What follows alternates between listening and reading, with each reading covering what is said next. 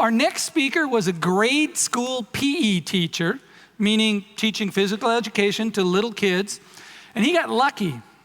During a student-teacher apprenticeship, he met one of those special, extraordinary teachers. And guess what self-revelation he came to? I stink. In order to survive, I'm going to have to get better. So what he did was he went to grad school. And in grad school, he became a researcher. He specialized in teachers and coaches. And guess what the good news is for all of us out of that? No one's born an expert teacher. It's a learned behavior.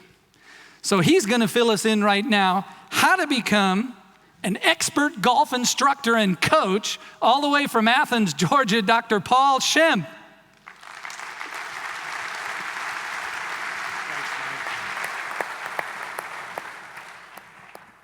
Thank you, Mike. It's a rather interesting introduction. Here's somebody who confesses to stink as a teacher, and now he's a university researcher. I'm sure that has you all on the edge of your seats.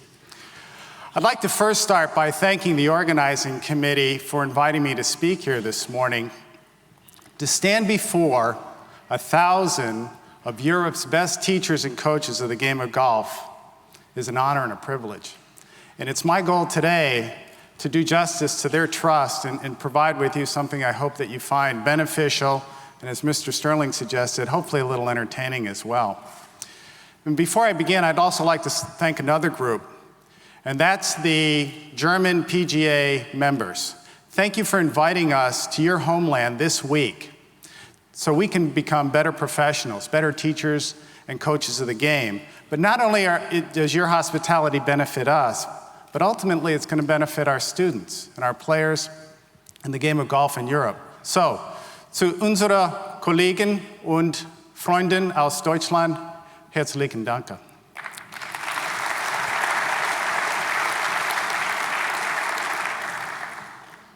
Having sat in your seat where I've had to try to take copious notes of somebody who's speaking in a language I'm not particularly familiar with, I found that a difficult task.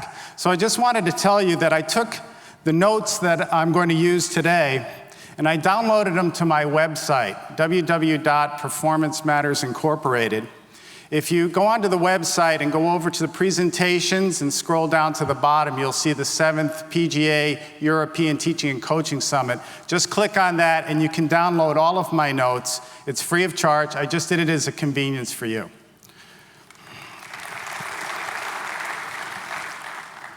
All right, I'm rather excited not only about this morning, but this conference, because I believe everybody that is in this room today shares something in common. You and I share something in common. And what that is, it's a desire to be a better teacher and coach.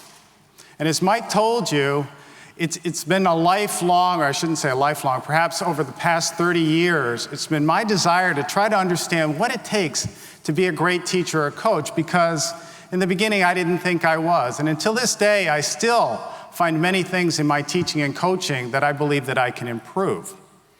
And so in my pursuit to become a better teacher, I thought, what better way than to go out and study the best in the business? So as the director of the Sport Instruction Research Laboratory at the University of Georgia, I have the privilege where I'm able to go and study some of the best teachers and coaches in sport today.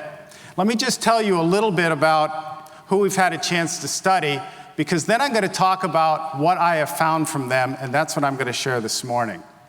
In golf, we've had a chance to study the Ladies Professional Golf Association Teachers and Coaches of the Year, the best that the LPGA in America has. We've also had the chance to study many of the PGA Teachers of the Year. This is the National Teachers of the Year from the United States. Randy Smith, for example, who's one of our speakers here, has been somebody that we've had the opportunity to participate in research with. And then finally, as Mike told you, my research laboratory works closely with Golf Magazine, and we help select the top 100 golf instructors in America. And that's a difficult task because in North America, there's over 48,000 certified teaching professionals in golf. And to pick 100 is a rather daunting task. We do know that when we do get that list, it represents some incredible teachers. We've had the opportunity to talk extensively with many of them. But we haven't just looked at the game of golf. We've gone outside and we've looked at other sports too. And I mention this to you only so that you know the principles that I'm sharing with you this morning don't come only from looking at golf instructors. We've had a chance to study national championship gymnastics coaches. We've studied professional baseball batting instructors. I know not a popular sport in Germany, but in the United States, rather extensive. We've studied national physical educations of the year. These are public school teachers who teach sport in America. We had a rare opportunity to go to Korea and study the only living human being that was ever declared by the government of Korea as a national cultural asset because of her knowledge of folk dance. Probably all of you have had benefit of her expertise when she helped orchestrate and design the opening ceremonies for the 1988 Olympic Games in Seoul, Korea. We've also had the opportunity to study extensively experts in tennis instruction. In fact, 4 of the people that we studied are currently Davis Cup captains.